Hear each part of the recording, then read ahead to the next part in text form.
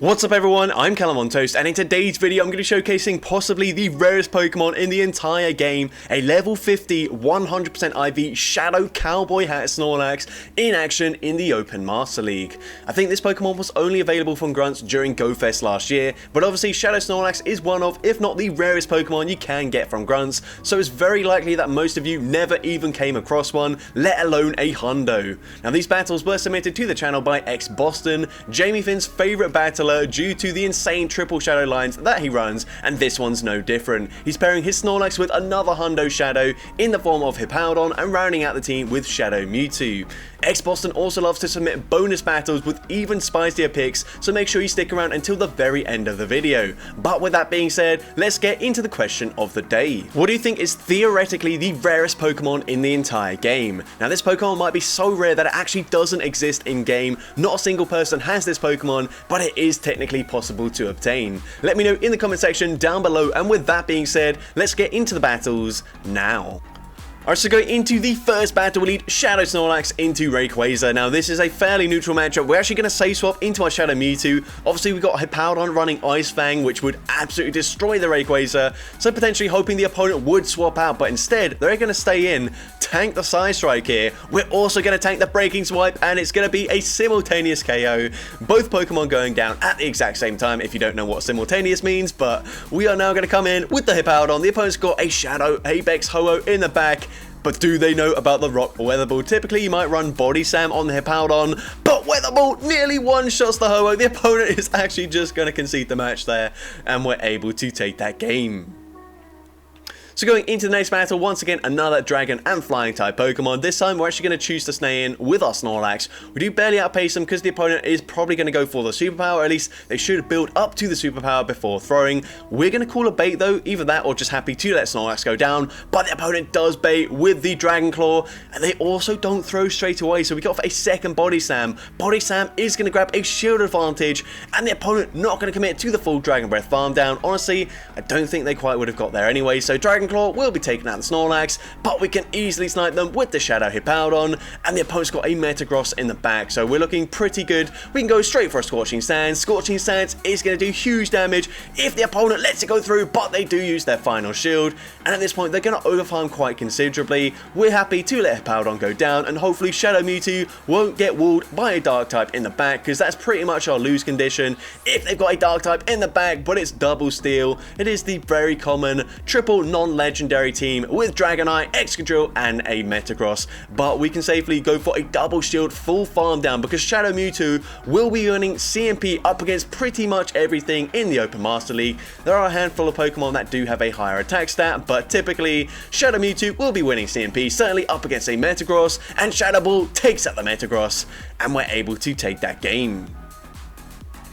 So going into the next battle, we see Shadow Cowboy hat Snorlax into another Dragonite, so pretty common to see dragons in the lead, I would suppose. Obviously, it would be really amazing if we had our Hippowdon aligned to the Dragonite, but hopefully we can once again grab a shield advantage or some sort of advantage in this matchup. But this time the opponent does overfarm quite considerably, and they are going to full send the Superpower, dealing huge damage. We tried to go for the snipe, but the opponent swaps into Groudon, incredibly weak to the Ice typing here, as we are going to let the move go through. It's just a Fire Punch that really does not do much damage. We can now go for a Scorching Sands. Scorching Sands is going to hit for big damage, so the opponent does use their shield there. We might even call another bait. We're going to call the bait, and this time the opponent is going to go for the Precipice Blade, so they have wised up this time around. We are going to come in with our Shadow Mewtwo. We've got two shields. We are going to start using them, and it is another Precipice Blade, so that's really good. We're going to overfarm quite a lot here. Go for a Side Strike. Side Strike will be taking out the Groudon, of course, from this range, and the opponent on their Dragonite might have a charge move loaded. They do, so they're going to throw straight away. Honestly, it's very likely that whatever's in the back has harder hitting moves than a Dragon Claw, and it is a Metagross. We're going straight for the Shadow Ball here. Shadow Ball does go unshielded. We get the Psycho Cut farm down, and we Psycho Cut farm down the Dragonite with like 2 HP remaining on our Shadow Mewtwo, and we're able to take that game. Into next game, we see a shiny Excadrill, which is very cool. I don't think this is fully excelled, but still a very cool flex from the opponent, but not quite as cool as our flex, as we've got a 100% IV Shadow Cowboy Hat Snorlax in the lead. We are going to let both moves go through. We do barely live that, and we can fire off a superpower. Now, if the opponent wants to shield, maintain the health on the Excadrill, we will make it to a second superpower, but they will get a very nice Mud Shot farm down, and Excadrill with energy is one of the most deadly Pokemon in this league. So we're going to come in with the Hippowdon, let the first move go through, probably going to have to shield the next move, as they will make it to a second drill run very easily. So are we going to shield this up? We would technically live it, but we are going to play it safe, use our shield, get the Ice Fang farm down, and just like Excadrill, Hippowdon's got very similar coverage. We can go for a Weather Ball Rock into the Togekiss coming in, and because they're coming in with a Togekiss, it's probably likely that I've got a second flying type in the back, so it's probably something like a Dragonite. We go for the Weather Ball, taking out the Togekiss, and there is the Dragonite. We swap into our Mewtwo just to play it safe, as we don't know what they've got in the back, but Side Strike does huge damage to the Dragonite. It puts them into range where we can just farm them down with either Pokemon. We are going to play it safe though, use our shield, go for the Psycho Cut, farm down, and we're able to take that game. So going into the next battle, we see Solgaleo in the lead, so this should be a pretty decent matchup for us. The opponent is going to stay in, and they're going to bank a Psychic Fangs there before swapping into a Kyurem. So we're going to go for a Body Slam, hoping to grab our shield, but we don't grab the shield, but we do make it to the superpower before the opponent throws their energy, and superpower takes out the Kyurem here. The opponent's going to swap into their Dragonite, and we can come in with our Shadow Hippowdon. We can just safely let this move go through, or we might shield. No, we're going to let it go through. Dragon Claw, not enough damage to KO, and we can get the full farm down, and the opponent just concedes the match there, and we're able to take that game. So I believe that was a 5-0, and if not, then this is going to be the final battle of the 5-0 that he did get with this team. But into the next battle, we see Groudon here, so we are going to let the Precipice Blades go through. That does huge damage. We're actually going to go for a superpower. Does slightly more damage than the Body Slam, and since we are swapping out straight away, it does make sense to go for the slightly harder hitting move. We're now going to go straight for a Weather Ball here. Weather Ball is actually going to grab a shield there. Honestly, not sure why Giratina shielded. It's not going to do too much damage. Obviously, these Ice Fangs are adding up, but we're also going to call an Ominous Wind bait. We're now going to go for Weather Ball number 2. They might just let this one go through, and they do let it go through.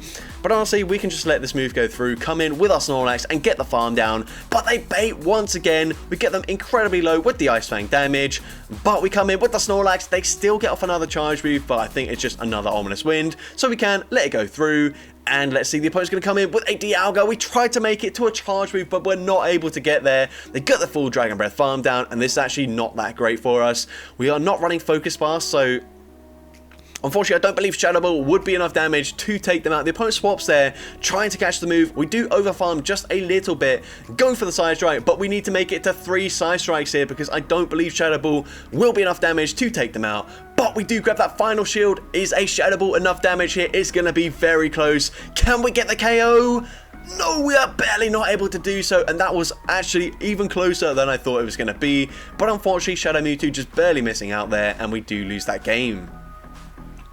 But into the next game, we see Zarude in the lead, so I have no idea for most of these Pokemon actually if they are fully level 50. I don't play in the Open Master League, so I can't just look at the CPs and think, yep, that's a level 50, but if it is, then fair play. It is very difficult to get the XL candies for a Pokemon like Zarude or the Solgaleo we saw in a few battles prior to this. But yeah, we're going to grab both shields from the opponent, which is very strange. Probably got a Giratina in the back. I think that's the only reason that they would be shielding their Zarude. We're now going to come in with the Hippowdon. Unfortunately, we might have to double shield here if we go for a full Ice Fang farm down, because they will make it to another charge move. And unfortunately, we are going to have to double shield. But like I said in the previous battle, Hippowdon with energy is very strong, and the opponent comes in with a Giratina. So yeah, that is why they double shielded. They did not want the Snorlax aligned to their Giratina. We're going to let the Shadow Ball go through, of course. We've got no shields remaining. We come in with our Shadow Mewtwo. Can we somehow take this game here? It's going to be close. We're going for the Side Strike straight away. Honestly, could have probably overfarmed at least by 1 more Psycho Cut. And likewise here, we could have overfarmed just by 1 again. But hopefully there is some Pokemon in the back that we can one-shot. And it's a Metagross in the back. So hopefully Shadow Ball will be enough damage here. It's going to be close. They do, of course, double resist Psycho Cuts. But the Shadow Ball is enough damage to take out the Metagross. And we're able to take that game. So going into the next battle, we see Togekiss in the lead, so a fairly neutral matchup for us here, and the opponent is going to choose to stay in initially anyways. We're going to go for a Body Slam, very good timing there. Obviously, when you've got a one-turn fast move, you've got the freedom of throwing your charge moves whenever you want, so often you will see that opponent, or at least players, don't time their charge moves at the best timing. Obviously, you have to be a bit more specific with a one-turn fast move. The opponent going to go for a Flamethrower, still running Flamethrower, not Aura Sphere, which is quite fortunate for us, since we do barely live that on the Snorlax. We also get a huge farm down with our Shadow Mewtwo. The opponent going to come in with a Melmetal. We're baiting with the Side Strike, and the opponent calls the bait there, so pretty huge. They probably do live a Shadow Ball as well, and they do. They're going to fully sacrifice the Melmetal here, and we are actually going to shield this up, go for a Psycho Cut farm down, but the opponent won't give us that opportunity as they come in with a Metagross. We're now baiting once again. This is incredibly risky. We do grab the shield there, but we don't actually make it to another charge move, so honestly, there was no point in baiting there. We could have just played it safe, gone for the Shadow Ball. Here we tried to make a catch, but the opponent, really well disciplined, holds onto the energy. They don't fall for it. Meteor Mash coming through, and I do believe this is a slightly under-leveled Metagross, but we are going to have to shield the next charge move here. The opponent probably going to go for a catch of their own, and they are going to swap one turn too soon, and that allows us to get to a Scorching Sands, and Scorching Sands should be enough damage to take out the Metagross, and we're able to take that game.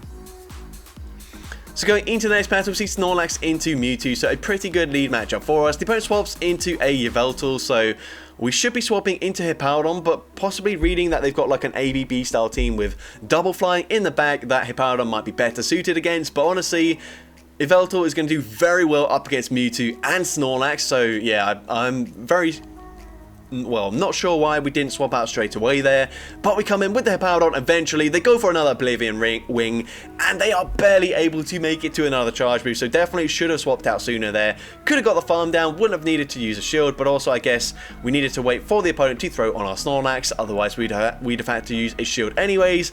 But they come back in with the Mewtwo. We go for a Weather Ball Rock, and the opponent going to use their shield there. We basically just force the opponent to throw on the CMP tie, which they of course do win with the Mewtwo. But we are now going to come back in with the Shadow Snorlax. We will make it to a Body Slam. The opponent might just let this go through because it's really the lick damage that's going to add up here. So they do let that go through, and they are going to throw a charge move before we make it to the next charge move. Honestly, we could have shielded that and put them into lick farm down range, or sorry, Psycho Cut farm down range, but the opponent going to make a very nice catch, catching onto a Mamoswine. That doesn't quite put them into farm down range before they make it to an Avalanche, and unfortunately we're going to have to use our shield here. Actually, maybe not, but we play it safe. We go for the shield, but I think the opponent already has a charge move loaded. If this is the Shadow Ball, which it is, it will easily take out our Shadow Mewtwo, and unfortunately, we do lose that game. But going into the next battle, I believe the final battle with this team, and then we'll have a few bonus battles. Once again, seeing Rayquaza in the lead, gonna say swap into our Shadow Mewtwo, and once again the opponent not swapping out here, but they do shield the first charge move, so we're going to also shield the first charge move coming from the Rayquaza. We can now outpace them to the next charge move. Psycho Strike, sorry, what the hell? Psy Strike, I was getting mixed with Psycho Cut there. Psy Strike does grab both shields from the Rayquaza. Pretty fine with us as we've got Hippowdon to just fully Ice Fang farm them down. Can we get the full farm down before they make it to another charge move? The answer is not quite, but it doesn't really matter. Breaking Swipe, not going to grab our shield here. And let's see, the opponent comes in with a Shadow Metagross. We're going straight for Scorching Sands. This should put them into lick farm down range, and it does exactly that. The opponent's going to swap into Melmetal. Now, this is just a baiting game, and we're going to call that they are baiting. It is just the Rock side. Doesn't really make sense to throw the superpower straight away, because then they debuff themselves and it makes it easier for our Snorlax to KO. But the opponent does bait a second time, grabbing our final shield. We can go for the superpower. Can we outpace them? Yes, we can, to the next charge move. Superpower coming through, it will be KOing from this range, and even double debuffed, the lick damage will take out the Shadow Metagross, and we're able to take that game. So going into the first bonus battle, we've got a triple Shadow normal team, keeping the Snorlax in the lead, but we've also got Ursaluna and Shadow Staraptor. And I believe the Staraptor is also a Hondo Shadow Pokemon, which is pretty crazy to see. We are going to let the move go through. Sacred Fire does huge damage there. We're now going to swap into our Ursaluna. And the opponent's going to stay in with the Ho-Oh. I don't believe Ice Punch would have KO'd from that range, so it does make sense to actually just shield that up, go for an extra farm, and unfortunately they do get the attack drop, but It shouldn't be too bad. Ice Punch should still KO from this range, and we do make it to another Ice Punch. The opponent, do they want to double shield the Ho-Oh? No, they don't, as they're going to come in with Dialga. We're not going to make it to a high horsepower, unfortunately, but hopefully the opponent has lost track of the energy as we go for an Ice Punch. And Ice Punch does grab the final shield, which is huge for us because Staraptor absolutely needs a shield here. Staraptor already glassy in the Open Great or Ultra League, but in the Master League, it is absolute paper. We're going to shield this up. Hopefully close combat is still enough damage to KO. We're going to throw it straight away here, and the great thing is we can just clear that debuff instantly, swapping into Snorlax, and the opponent's got a Giratina in the back. So this is going to be close. It basically just depends if a Brave Bird does KO the Giratina from pretty much full health here. We are going to resist everything they throw, so Shadow Ball shouldn't be taking us out. Shadow Ball does come through. It gets us fairly low, but we do live it, and we make it to the Brave Bird. Now it's do or die. Does Brave Bird KO? Yes, it does, and we're able to take that game. And now going into the final bonus battle, actually just 3 completely different Shadow Pokemon, all level 50, and the opponent looks like they're core broken by Shadow Weavile, as we're going to go for an Avalanche pretty much straight away. Avalanche does huge damage. Now we swap into our Arcanine here, just because we want to preserve it for that Mewtwo. We realise that they are core broken by the Shadow Weavile, so might as well preserve as much health as possible. We shield up the first move. It is just a Sky Attack. This should just be another Sky Attack, which we will be able to live, and we can get the Fire Fang farm down. The opponent now going to come in with a Groudon, which is a little bit tricky, but we do have a Swampert to handle it. We're going to go for a Crunch. Crunch not going to do much damage at all, but it does put them into range where Hydro Cannon should be enough to KO, but Precipice Blaze is going to do huge damage in this matchup, so we might even shield this up.